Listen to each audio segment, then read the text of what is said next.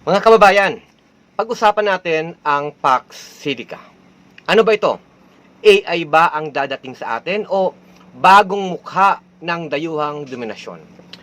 Ayon po sa International League of People's Struggle o ILPS, mahigit 500,000 pirma na po ang naipon nila laban sa planong Pax Silica Project dyan po sa New Clark City.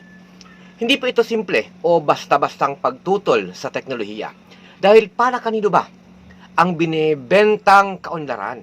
At sino ang magbabayad sa mga ito? Kung ang isang 4,000 acres o 1,619 na ektarya na AI at semiconductor hub ay itatayo sa lupang ninuno at lupang sakahan, hindi sapat ang pangakong sinasabi at job opportunities. Ang dapat munang sagutin dito mga kababayan ay kung may tunay bang malaya.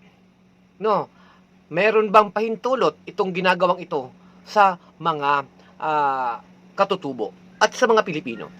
Meron ba itong free, prior, and informed consent o FPIC? Mula po yan sa mga katutubo. At kung nirerespeto ba ang kanilang karapatan sa lupa at kabuhayan? Wala pong katumbas ang 30 pesos per square meter. Hindi pa nga makakabili ng isang order na goto. Maraming magsasaka po ang mga umiiyak ngayon dahil sa mga proyektong itinatayo po ng mga BCDA.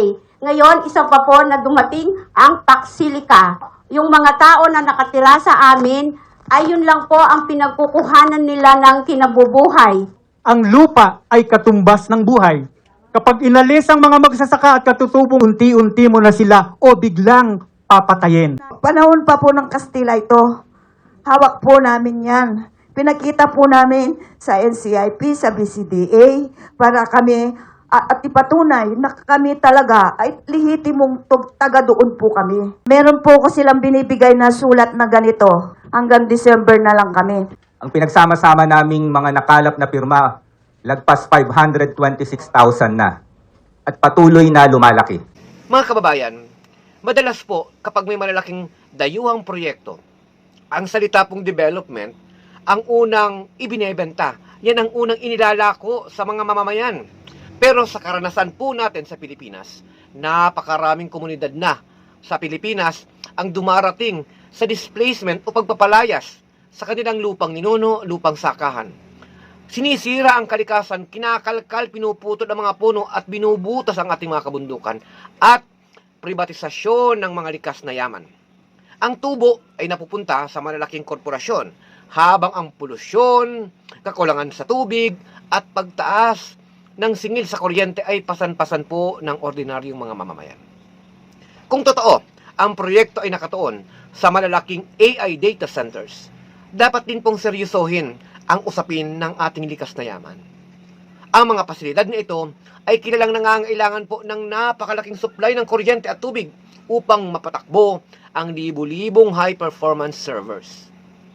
Sa isa pong bansa na may mataas na presyo ng kuryente at may mga lugar ng nakakaranas pa rin ng kakulangan ng tubig, makatanungan lamang na itanong ito sa pamahalaan sa nagtutulak nitong Pax Silica, saan kukunin ang dagdag na enerhiya o kuryente at tubig?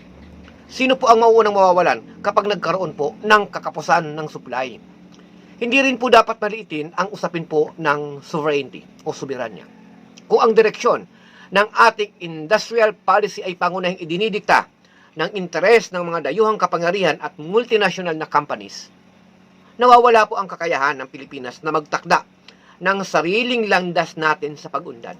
Ang tunay po na pambansang industrialisasyon ay hindi yan nakabatay sa pagiging host country lamang ng dayuhang kapital, kundi sa pagpapaunlad ng sarili nitong industriya, agham, teknolohiya at produksyon na kontrolado po natin ng sambayan ng Pilipino. Habang pong ipinagmamalaki ng iilan ng mga politiko, ng mga bentador, ang bilyon-bilyong dolyar na investment, dapat din po nating itanong sa kanila, magkano ba ang halaga kapag nasira ang ating watershed? Magkano din ang halaga ng lupang ninunong tinitirahan at doon na kinamatayan ng ating mga katutubo? Magkano ang halaga ng kabuhayan ng mga magsasaka at mga aitas na maaaring maapektuhan dito? Mga kababayan, malinaw na malinaw ang ating paninindigan dito. Ang kaunlaran ho ay dapat nakabatay sa karapatan ng bawat mamamayang Pilipino. Pangangalaga sa kalikasan at pambansang soberanya. Hindi po sa dikta ng malalaking dayuhang interes. Kaya mga kababayan, ang tunay na AI ay hindi artificial intelligence. Ang mas malaking pong tanong dito ay magiging artificial independence ba ang Pilipinas? Isang bansang parang o tila malaya, ngunit ang direction ng economy at likas na yaman ay unti-unti pong isinusuko sa dayuhang kapital. Kung ang progreso ay nangangahulugan ng pagkawala ng lupa, tubig, kalikasan at karapatan ng mga mamamayan, hindi po yan tunay na progress. Hindi po yan tunay na progreso. Hindi yan tunay na pag-unlad. Iyon ay panibagong anyo ng malakolonyal na pag-unlad. Think about it.